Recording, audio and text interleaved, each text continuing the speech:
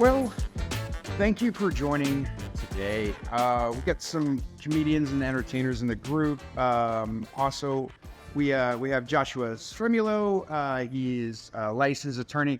Sounds like you're licensed in multiple places, but I'm just going to say licensed attorney, and then we could put one of those legal things underneath you afterwards to clean up anything I might say that might get you in trouble. My name is Sean Traynor, and we're here to talk some comedy business. Today's topic is, I think, a very important one for comedians that are at a certain point in their comedy career. That is contracts and venue negotiation. So when trying to book a comedy show or working with a booker, or perhaps you're trying to get the pieces in place, contracts is just something that is the first thing that kind of pops in everybody's mouth. I'm going to be very clear. There's so many ways to do a contract. And matter of fact, a contract is a promise. Let's just be clear. It's a promise. I could literally write on a napkin details and the both of us agree, and that's a contract. So dealing with a venue, you want to deal with them in a respectful way that's not insulting, okay? Or a booker or whoever you're dealing with as far as a contract. But most importantly is you want to make sure you're protected. But let's be frank. A contract is only as good as how much money you have to spend to sue them, okay? So you can sit here all day and write up a 50-page contract. It doesn't mean that it's going to make the other party do what they're supposed to do. Hopefully the two of you guys have a mutual understanding of the goals, then you guys have come to agreement on the terms, and you guys have filled out something and you signed it. But, sometimes I deal with venues or comedians and it's just an email. The two of us email back and forth, we get all the terms, we both agree, and that is a contract. Now, if I try to sue them or try to go to court, good luck. I mean, it's as good as a handshake, but a handshake's still a handshake, and it kind of depends on that. Now, what is the reality of it is, you're probably never going to go to court over a contract, okay? You're just not. In regards to, especially in this line of business, a contract is really just the two of you guys agreeing. You guys are cool with everything, all the details, and worst case scenario, they don't pay you and you talk a lot of crap. That's pretty much the end of it. I have contracts that I've done with super famous comedians before they blew up. I'll give you an example. I had Zach Galifianakis. Zach Galifianakis was supposed to come to my comedy club and perform for a weekend.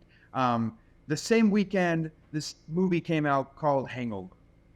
Turns out he wanted to change the terms of the deal. Matter of fact, he didn't even want to do stand-up comedy at the show anymore. I still technically have a contract that he's supposed to fulfill. In this game, it's communication. So as a party, as a venue, as a booker, and I'm dealing with an artist, stuff comes up, things happen, and I might or might not, pursue, but if you communicate with the venue and you communicate with the artist, we might just push this thing back. We might add an extra 30 days. Please understand there is a lot of liquid in the entertainment contracts regarding booking and venue. Now, with that being said, I will use a contract to make sure that the two of us are figuring out any kind of disagreements at the end of the night or at the end of the weekend. Okay. And there's 100 different ways you can do a contract. So we'll just I'm going to briefly go over basic contracts, and then I'm going to hand it over to Joshua. Joshua is going to kind of dive down the rabbit hole of the negotiation part of it, and him and I will just kind of chime back and forth until you guys feel like you got enough information and I can get back to doing other things in my life. There's typically in a venue, you're going to have a flat fee or you're going to have a versus deal, okay?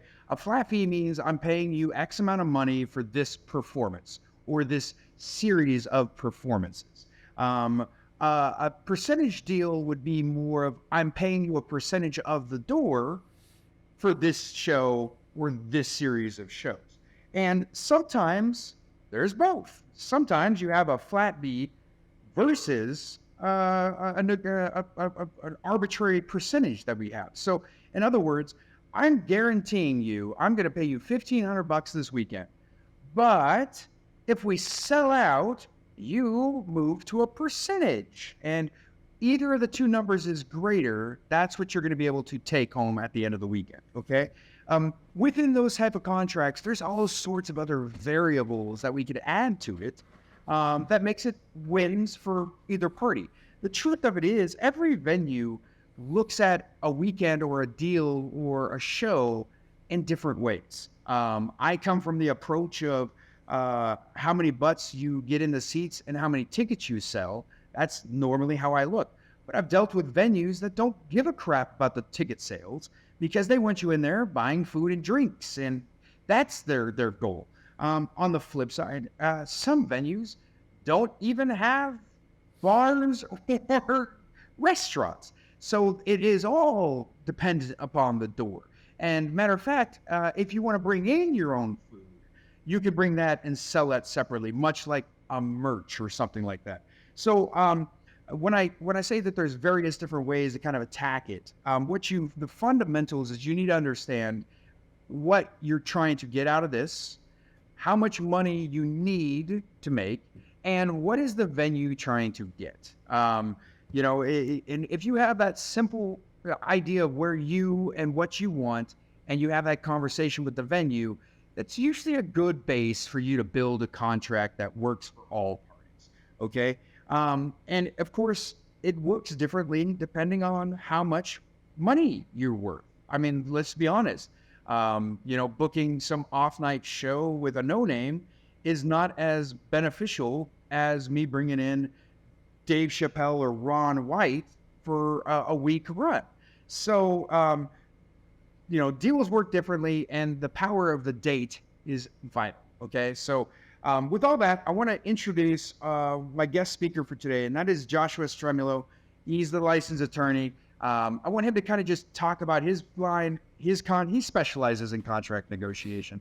So, Joshua, let's kind of just dive on the top end of stuff, and then we'll kind of just rattle back through, and we'll bounce back and forth, figure out what makes sense for us to continue talking. Awesome. I love it. You might also want to check Josh in the Facebook group was saying he was having trouble getting in while I talk. So, okay. Guys, my name's Josh Stramiello. I'm an attorney licensed in multiple states. When I'm not doing comedy, I serve the man, and I do a bunch of boring, dry things that you definitely don't want to see me coming. But when I come and I'm on your side, you're glad you have me, right? Lawyers are disliked for a lot of reasons. That's why I usually don't wear a dress shirt and tell people I'm a lawyer. I'm usually wearing a t-shirt and, living my life as a comedian. That's the identity I choose. I want to talk about some things that I've seen in the industry already and some things that come over from actually tech and IP law. So I've done a lot of stuff with some pretty big companies. I've drafted contracts that are for over $100 million between large tech companies. So with an emphasis on intellectual property, data rights. And so when we talk about the room to improve on how comedians treat their business and the law around that, I have a lot of new ideas, but I also know the established stuff. So I'm going to walk you through some stuff. So speaking of comics specifically, it's important to know what a contract is, okay? It's not a magic wand to make the other person do the things that you have written. What it is best for is the time and energy that you spend into making a contract up front. Make sure that both parties have the same understanding. Because if you spend an extra 10 or 15 minutes having a conversation about responsibilities, sometimes it's easy for comics to get caught up on that number. Am I making 1,000 this weekend? Am I making 2,000 on this weekend? And you get so caught up on that number, and you think negotiation is about improving that number, when you haven't even gotten into what does it take to get to that number. Is there a time I'm supposed to show up at? Am I actually late if I show up at 7 o'clock for a 7:30 show? Does the club think I'm in breach and they want to dock my pay now because we didn't specify that? So when a booker reaches out to you and they're like, hey, I got a spot for you this weekend, $150, I don't think you should say, Thank you. Can you direct me to your counsel and we'll negotiate terms? Okay. You want to build that relationship with the club. But when you get to the point where you're now booking out-of-state travel, right? Marvin is 4 hours outside of Dallas. If he's going to come up for a weekend and invest in a hotel and invest in the gas and the time, and he's got 3 shows coming up, now it is respectful to the club. It is not annoying to the club that you go, great, let's spend 10 minutes making sure everything is planned out for this weekend. And so let's go back to that number for a second. People get caught up on the absolute number. They think negotiation is, I want to make more money. And everyone does, and you should. But there's a long path to getting there that usually starts by focusing on how to create a win for the club.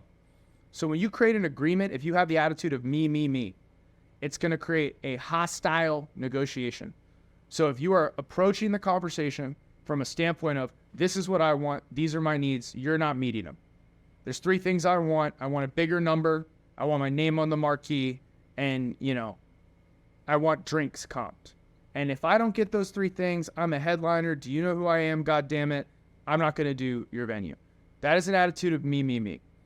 Sean can speak more to this in a second, but unless you are outside your tier, you are very replaceable. If you're an opener, there's 50 good openers in your city. If you're a feature, I don't know, there's 25, 30. If you're a true headliner, there's still other headliners. Now, you might have a real advantage on like a shitty Thanksgiving weekend because no one wants to perform on Thanksgiving. And so suddenly you're valuable just because you don't have a family that loves you. Or you might have an advantage on Christmas, right? But you have to understand when you're negotiating, if you come in with an attitude of me, the first time the club can replace you, they will.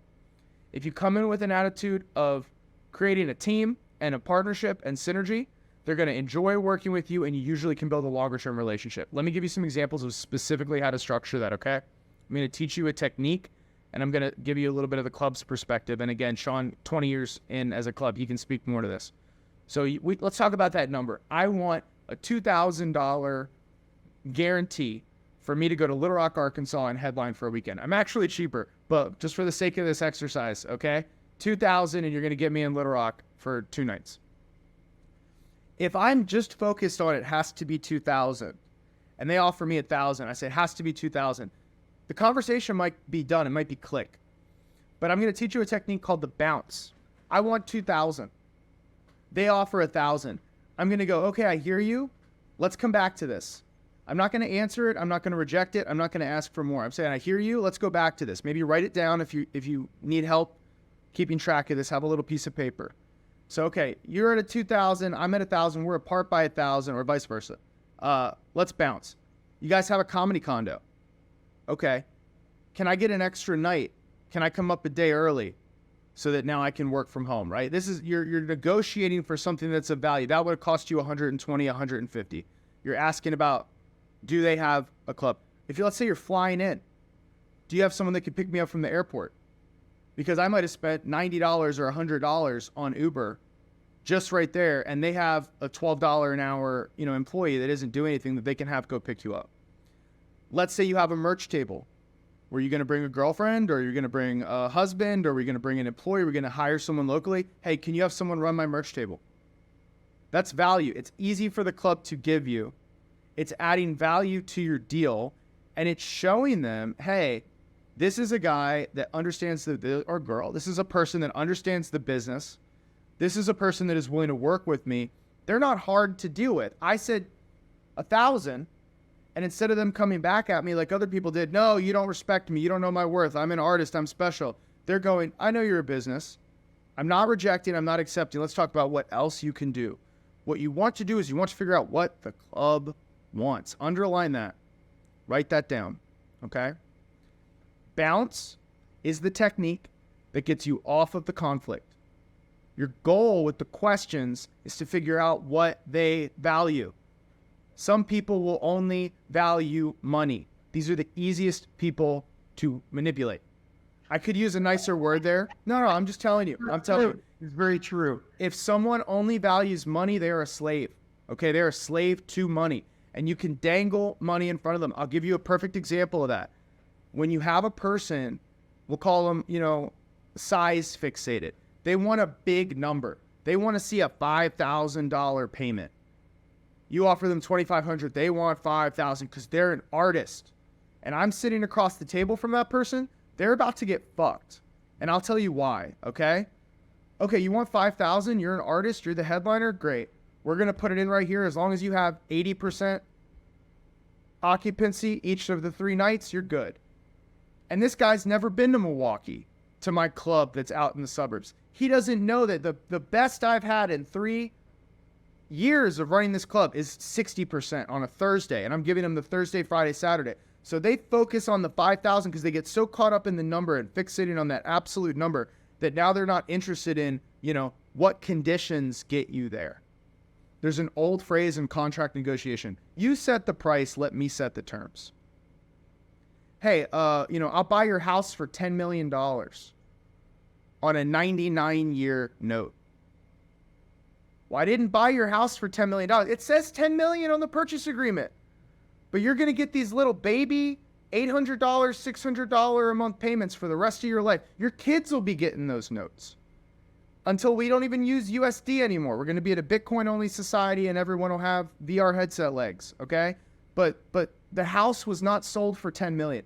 So if you talk to a club and it turns out all they care about is money, great. You're about to rob the bank because the club wants to pay you as little as possible. And you're going to get a bank robbery. And here's how you're going to do that. You're going to get them to pick you up from the airport. You're going to get them to help you with accommodations. You're going to get them to find, if they don't have an employee, a local comic that can be your assistant for the weekend. And maybe you throw them a guest spot. They're going to do photography for you. You bring your own camera, but they're going to have someone that uses it and take photos. They're going to let you use their video setup. They might even have a video editor that the club already pays. Now, Sean, with the Improv, you guys had a marketing team. You're corporate. How hard would it be to ask a video editor, okay, great, I'm coming in for 1,000 instead of 2,000. You guys have a video editor you use in-house? You do? I'd like a professional edit of my tape. Yeah. And what's the value? And sometimes the venues actually have built-in equipment. Just asking those kind of questions allows you to understand what you're walking into. Now, maybe you don't want to use their equipment because it's crap, but at the very least, you can use it for additional angles, and that just tells you maybe I don't need to bring that third camera in or something like that. And he's exactly right in the fact that, there's always, there's 100 ways to peel the onion in this kind of situation. And these little things that you can add, they don't understand how it adds up. And I'll give you an example.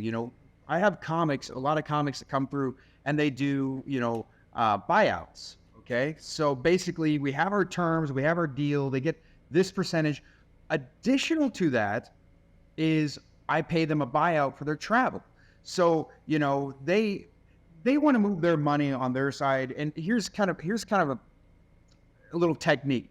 A lot of big comics use buyouts so they don't have to pay their agent or their manager for that travel costs. Okay. So when you're giving your agent 10%, and your manager another 10%, but you're also paying for your first class flight and your hotel accommodations and all those types of things, that manager or agent doesn't care. They saw that check that you got at the end.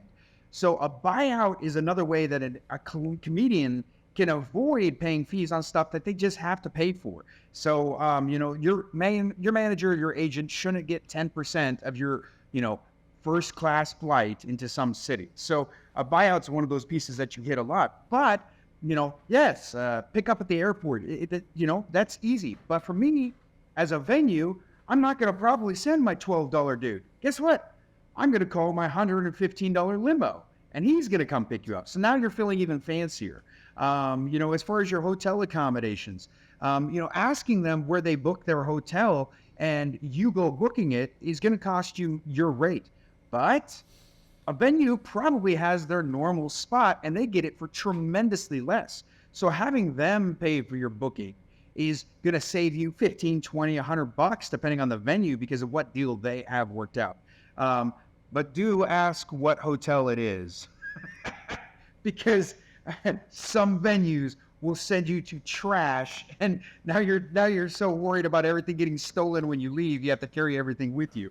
But these are little pieces that you can add to it. So as well with that, included in every contract in the entertainment game is what we consider, and we call it the rider. Basically, it's an amendment to your contract, okay? The amendment is the list of crap that you expect in your green room, okay? He's the craziest list sometimes, you know? Eddie Griffin, I need a 9.5 size Air Force Ones, then that have no laces. That's in his rider. You know, Steve Byrne, he wants a local college sweater. Charlie Murphy, man, that dude's, his rider was crazy. He went down to toothpicks. So all I'm saying is there's ways that you can basically bring in a list of stuff that you want, okay? And the comedy club, here's their point. They want you to come in and have a great time, okay? They want you to enjoy it, and they want you to come back when you're even more famous. They're booking you in the hopes that they're going to make more money off you, okay? But let's kind of rewind slightly. He had mentioned it earlier. There's levels to fame, okay? We're just going to talk comedy club. A comedy club makes money while you're not famous, takes advantage of you until you get really famous, and then you take advantage of them. And then when you get caught with some kind of weird stuff on your computer, the comedy club's back to making money off you, okay? As well with that, there's different deals I'm going to give artists in a venue based on the validity of you as an artist, okay? I might bring in some huge artist, you know, let's just say I bring in Dave Chappelle to come to one of the clubs, okay? Don't be surprised when Dave Chappelle is taking 90 to 100% of the door, okay? That's just what he's going to take.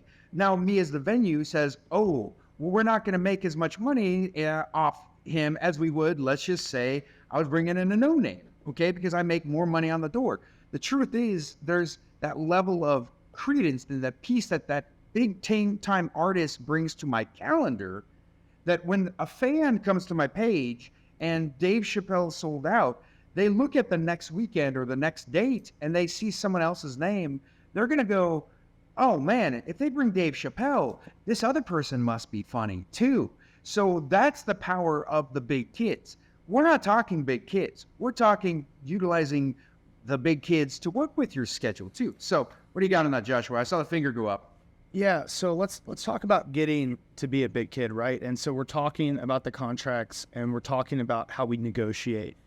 There are, I think, a lot of things that are undervalued or undervalued by comics that are coming up, but valued by ones that have good business managers and really adept in the industry.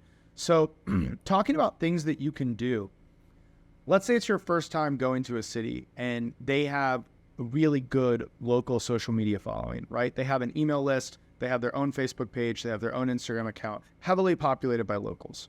One of the things that you can ask for that is a win-win, you're asking for it, it's giving value to you long-term, but it's also giving value to the club short-term, is you spend 10, 20, 30 minutes making a video that's funny. Do not just set up an iPhone and talk, hey, I'm coming to the Looney Bin in Tulsa this weekend on Thursday, Friday, Saturday. Come out and see me. Well, first off, we don't know who the hell you are, right?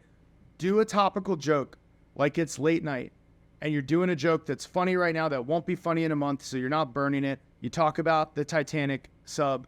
You talk about, Trump's indictment, whatever you think fits the area or fits what's happening. But make someone laugh once or twice in that video that they're going to post on their social, and then they're going to say, wow, this guy's funny. I'm going to check this guy out. Most clubs, especially small clubs, don't understand the idea of give, ask on social media. And so what they will do is they'll just have poster. And so that bores the algorithm. The algorithm doesn't like that. When you make a video that isn't an ad, it's more funny than it is ad, and you now give that to the club's going to go, oh, wow, I'd love to put this video on our social. That's going to boost ticket sales. That's going to give you a higher chance of getting your bonus. But here's the big one. Every time you have an opportunity to go into a club, you want to make sure that you have the opportunity to get your merch table. You want to make sure that you have the opportunity to talk to people and get them to follow you on your socials, scan your QR codes, buy your merch, but you always want to be collecting information. Because you're not making, $1,000 for that weekend. You're making $1,000 plus you're acquiring the asset of now you have 12 new fans, that are your fans in that city, and you can contact them. So now you come back to that city, and after 4 or 5 years, like this is how you make a career in comedy. If I have 60 or 100, which is not a big number, not a crazy number, but if I have 60 to 100 really hardcore fans in Tulsa, my negotiating power when I come to Tulsa once a year is massive, because that's 60 to 100 people that would never normally go to that comedy club. They're going to come see me because I take care of them and I put on a good show, and I've talked to them afterwards and I collected their info. And when I'm on social media, I give, ask. It's not just a bunch of my posters. I'm making people laugh. I'm bringing my style of humor. I'm posting clips. So going back to the negotiation. Well, hey, I'll add to that. I totally agree. You had mentioned earlier about being easy to work with, okay?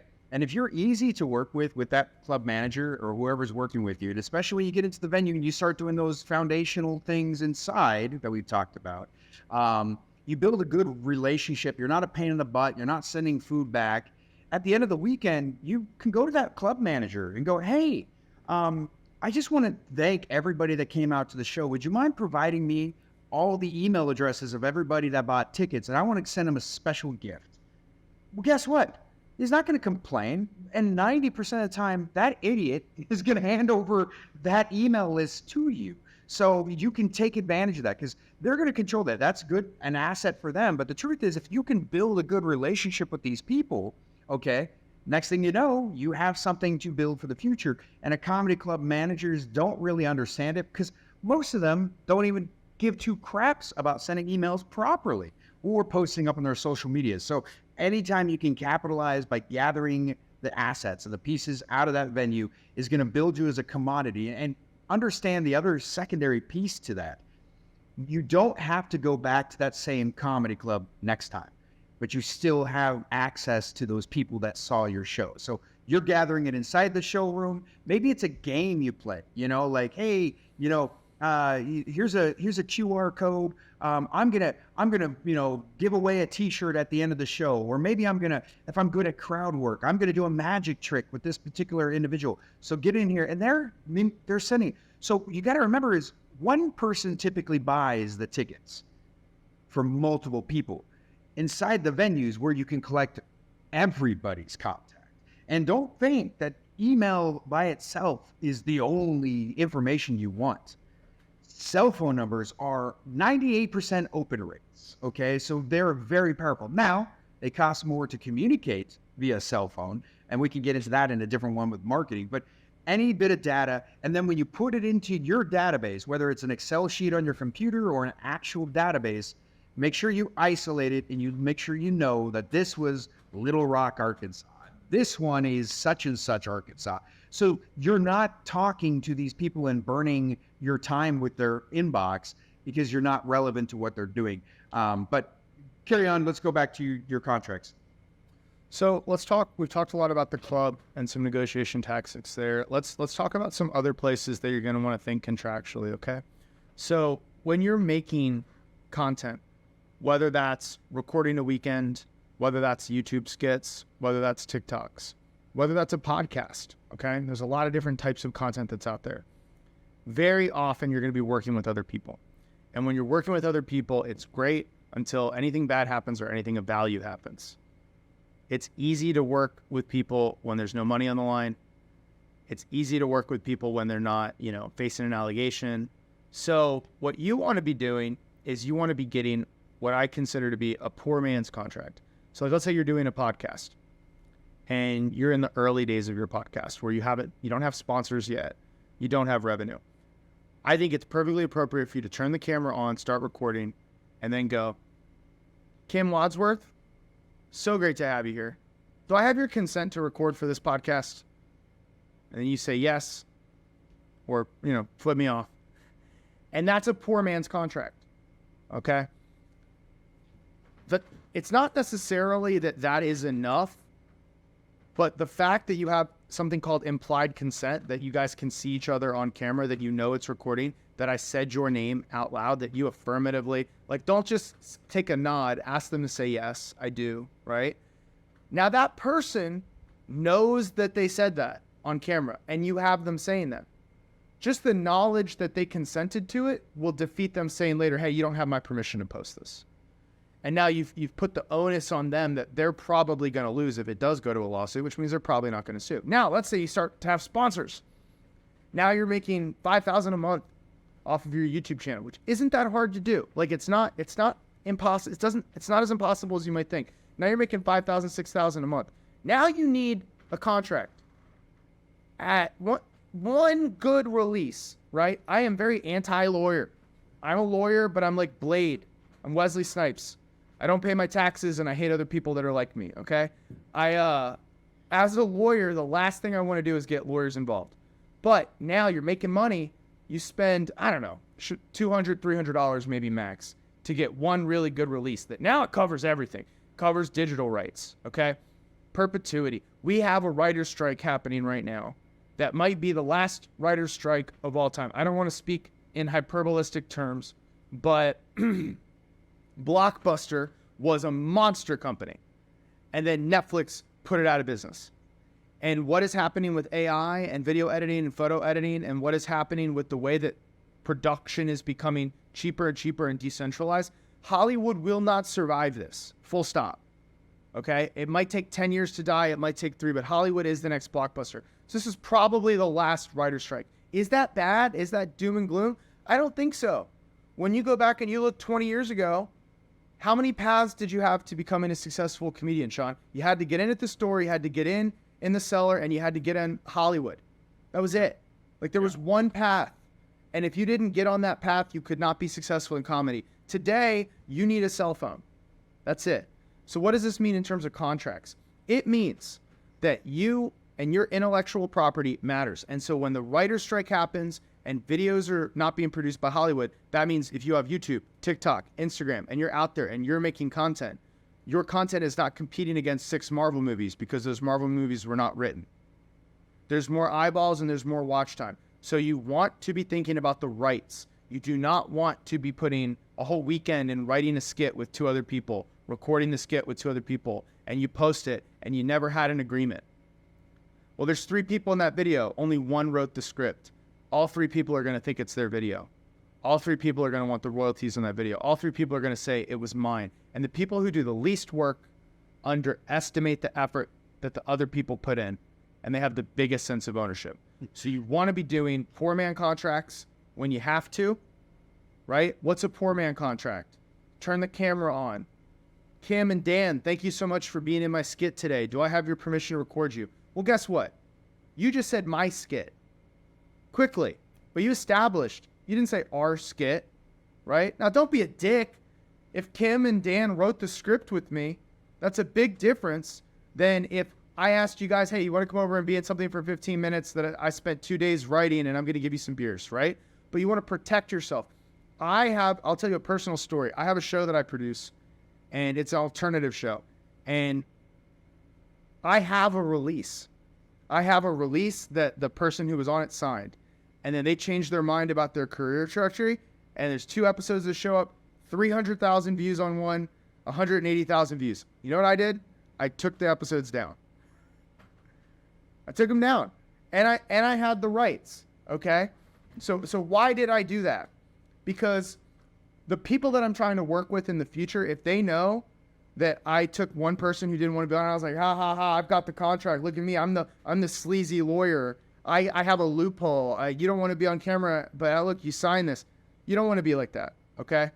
That person was nice. I want to have a relationship with that person, and we continued on. But you want to protect yourself because some people are going to come back and they're going to try to take your whole channel. They're going to try to take the rights and the royalties on your video. They're going to try to claim credit for your work. So you do a poor man's contract when there's no money. Turn the camera on. Everyone consents and you understand what the ownership is. And then as there starts to be money, you invest in a release. And the reason you do that is you only have to pay that lawyer one time to build a really good release for your podcast. You might do 600 episodes of your podcast. That's a good use of a lawyer. A bad use of a... And you can change the name of that podcast, and all you have to do is just edit that document the lawyer gave you. So yeah, a release is a release, and at the very least, you're getting someone to sign it. But he's right. This industry is full of people that will hold grudges. So do yourself a huge favor and just be easy to work with. It's nothing. It sucks sometimes, especially when you put work into something. But the truth of it is, it's a whole lot harder to explain yourself later because it's coming up. So just avoid the drama. Hopefully you're choosing individuals that you can work with that are easy to work with. But like anybody, things change. People change. So absolutely want to make sure that you have a release. That's just important to just protect yourself. And just like any other contract, any kind of release, it's only as good as how deep your pockets are in a civil lawsuit. And you just don't want to get in fighting with somebody that just has more money than you, or a bigger vendetta, and they're willing to just sell everything to just ruin your life all over something that was easily fixed. Yep. Anybody have any questions? I think this is a good time to open for questions. We've covered a lot of area broadly.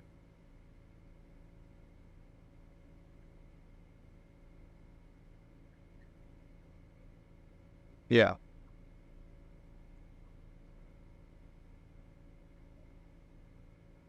What comes next is what comes back is power. Okay, so if you look at software development, 30 years ago, to write one line of code, you needed $1 million to set up physical servers and get developers and to get a whole team of people in and to get these giant hard drives. $1 million to write that first line of code.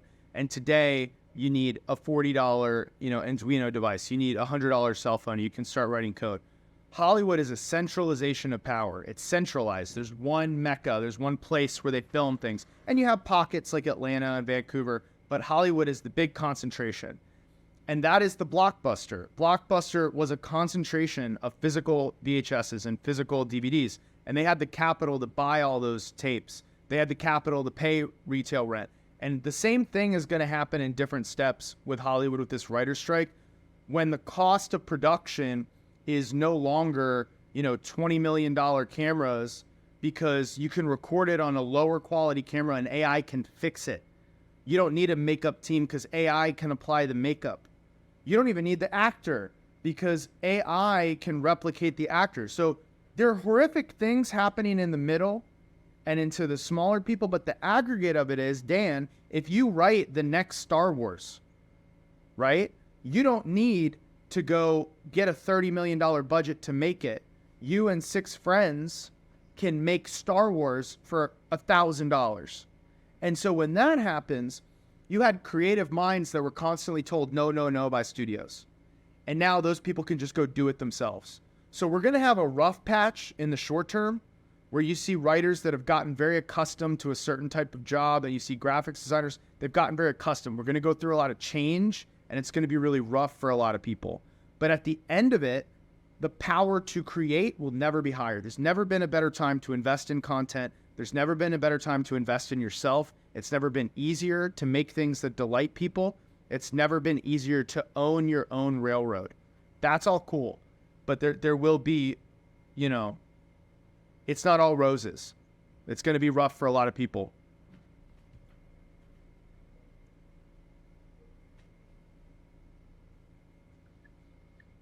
That matters. It really does. Yeah, because let's say I love Shane Gillis. Okay, Shane Gillis got taken off of SNL because of some problematic stuff he said on a podcast, and that was probably the best thing that ever could have happened in his career. He started doing his own sketches. Killian Gibbs, or I think it's Killian Gibbs. He started doing his own sketches on YouTube that he owns the rights for, building his own audience. And now the guy can do, theaters or whatever he wants. Like, he built his own audience. Even if he had been on SNL, people would know him, but he wouldn't have captured that audience in the same way. And so, yeah, that's what I'm talking about. I'm talking about the ability to build your own audience, the ability to monetize it, the ability to communicate with them. Because then, just like Sean was saying earlier, you have all the leverage with the clubs. And it's never been easier to do that. Yeah. Hey, Josh, so here's what I want to do is I want to kind of just rattle through some things, and you guys all grab your pads of paper. These are things you just kind of need to note when you're looking at a contract regarding a venue, okay? Number one, make sure the dates are correct, okay? Second thing on that is payment. Okay, make sure you know when you're going to get paid. Is it going to be at the end of the last show, and how are they going to pay you? Communicate that stuff so there's no excuses. What you don't want to do is you don't want to be, back and forth for a week all because they couldn't get your Venmo. So make sure that stuff is addressed ahead of time, your LLCs, whatever, however you're going to get paid, wired, whatever. You want to make sure that you have in there is regarding a feature or an MC or whatever your role is. Let's be clear. You're not going to get a contract as a feature or as an MC. Okay, so if you're going into a club or a venue and you're just a role in there, I'm not dealing with the contract. We're talking the actual producing a show or being the booked comic, the billed names. Another piece of that is 100% billing. You want to make sure that your name is the 100% party on there, okay? Now, can you put other people on that? If you're bringing a feature that's a draw, sure, you can definitely look into something like that. Arrival date. Make sure you know when you're supposed to be there, because a lot of these venues will have radio or TV the previous morning or something. So you got to maybe fly in the night before. So communicate that. Make sure you understand when the arrival time is. Make sure you understand comps, how many comps you're allowed. Hey, Kim, would you mute yours? I don't know if that's you making all that ruckus. Yeah, it was. Okay. So arrival times, make sure you know that. Make sure that you know about your comps, how many comps they are allowed and how many comps you are allowed. If it's a percentage deal and they get 50 comps per show, and they give away 50 comps per show, just be aware of that, because you don't want to be at the end clicking a room and you're off and it's all because they gave away, a big pile of the audience. In regards to comps, we were talking earlier how to move those numbers around, how to balance, as Joshua says. Sometimes a venue doesn't want to take a risk with a high percentage, and sometimes they don't want to take a high flat fee, your actual fee for coming in. But if you can get asses in the seats, maybe they pay you just per person. So you say, hey, every person that sits down in your showroom, you're going to pay me $5. I don't care if it's a comp or I don't care if it's a paid. Every single person in there is $5 minus staff. And there's ways to fill a showroom everywhere in the country if you have enough time to make the phone calls in. As far as promotion, okay, he had mentioned it earlier about them promoting for you, but you need to know what are they going to do to promote you. They have an email list. Make sure that you're going to be on there. Make sure that you're on their website. Make sure that you're on their Twitter, all these things. These are things, again, that you can build your own audience from because fans come across. But most importantly, you don't want to miss out on money. There's money in an email blast. It might not be huge in this market because they've flooded it for the last 5 years with free tickets, but at the very least, making sure you're in there. So pay attention to that kind of stuff. As far as you're selling merch, make sure that it is identified that you will be selling merch, regardless if someone's helping you or not. You don't want to walk in there paying for shipping or the extra luggage for all your merch, and they have a problem with it. So address that early on.